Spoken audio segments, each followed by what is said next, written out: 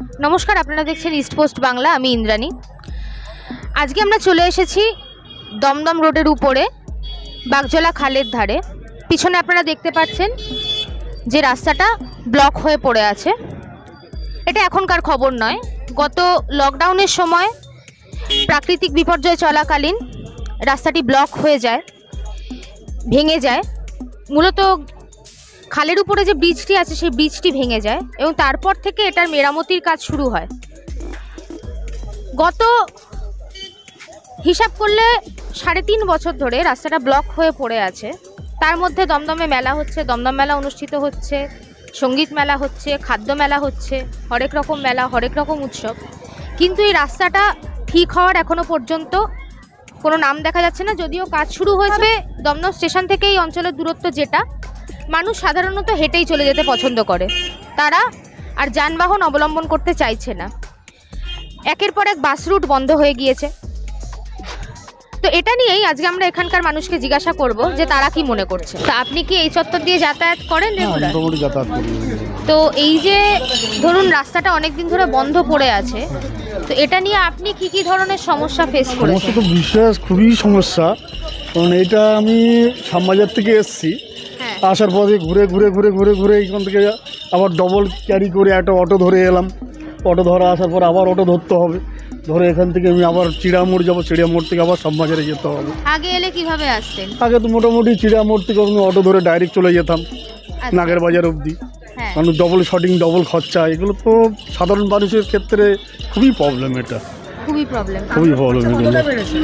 খরচা নাই না করে এখান থেকে আমার 40 টাকা মতন এক্সট্রা হয়ে গেছে। 40 টাকা মতো এক্সট্রা রেগুলার। বাপরে। আপনি কি করেন? আমি সাধারণ একটা ইলেকট্রিকের কাজ করি আর কি।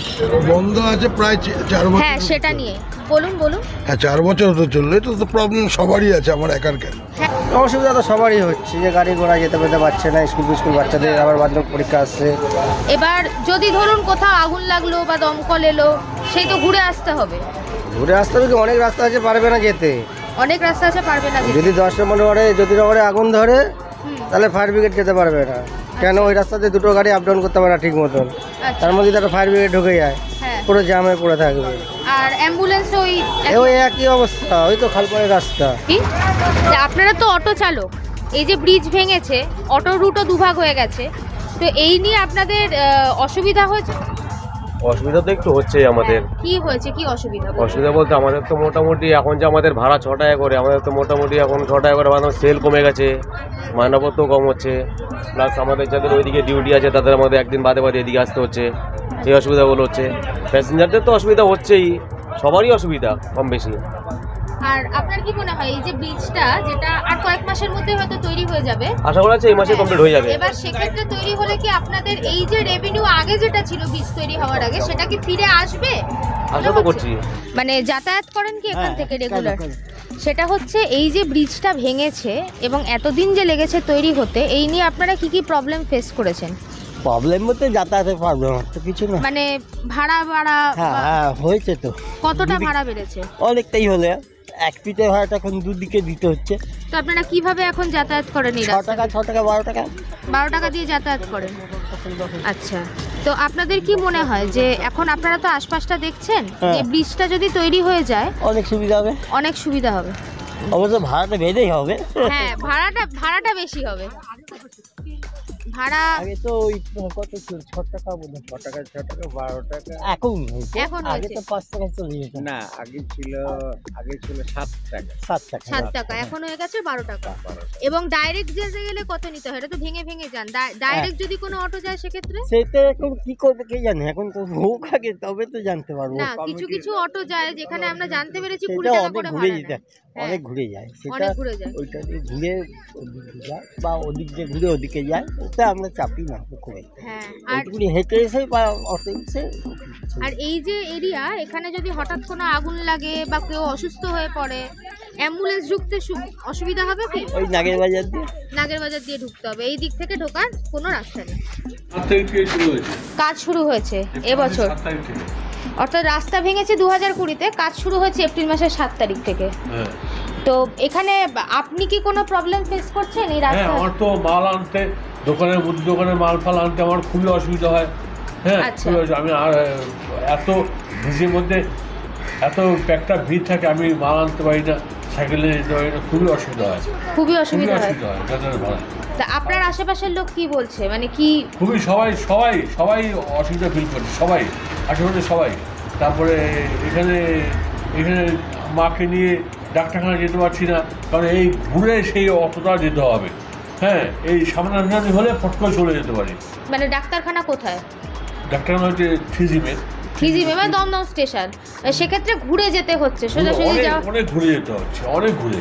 মানে গাড়ি ঘোড়া চলার কোনো পজিশন নেই আপাতত এখানে। অনেক ঘুরে এখানে গাড়ি ঘোড়ার পজিশন চলছে, কিন্তু অনেক ঘুরে যেতে হচ্ছে, অনেক ঘুরে যেতে সময় বেশি লাগে। উত্তর চব্বিশ পরগনা এবং কলকাতার সাথে সংযোগকারী একটি জাংশন পয়েন্ট হচ্ছে দমদম।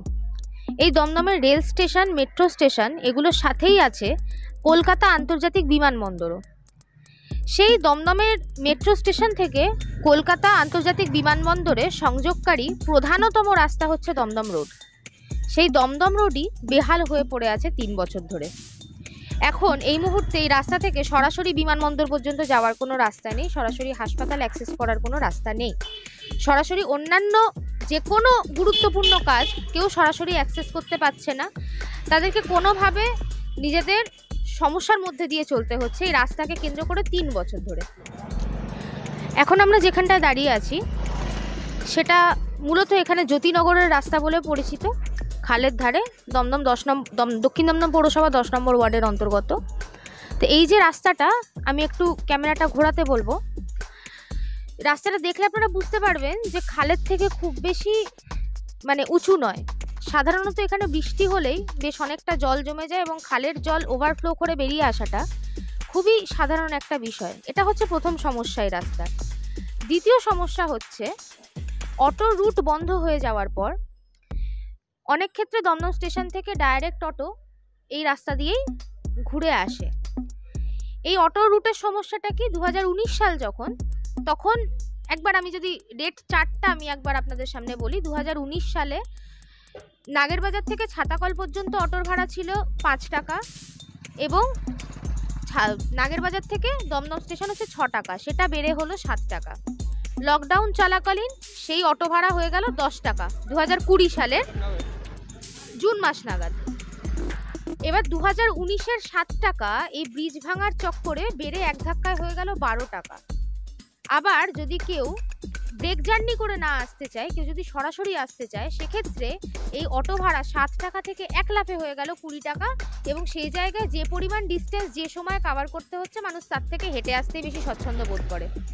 এবার এত কিছু সমস্যার মধ্যে এখানকার মানুষ যারা এখানকার বিভিন্ন পেশার সাথে যুক্ত তারা বিভিন্ন ধরনের সমস্যার সম্মুখীন হচ্ছে। এদিকে 2020 সালে যে ব্রিজ ভেঙেছে সেই ব্রিজের কাজ শুরু হয়েছে 2023 সালের এপ্রিলের 7 তারিখে এসে। 2 বছর একটা কাজে গ্যাপ দিয়েছে, সেটা কোভিডের জন্যও হতে পারে, যদিও কোভিড তো 2021 সালেই মিটে গেছে। প্যান্ডেমিক যেহেতু 2021 সালে মিটে গেছে, 22 থেকে কাজ শুরু হয়ে যাওয়ারই কথা। কিন্তু এই 3টে বছর একাধিক বাস রুট বন্ধ, এই 3টে বছর যাবতীয় মানুষের ভোগান্তি, মানুষের এই যে এত খরচ হলো সেই খরচকে কম্পেনসেট করবে কে?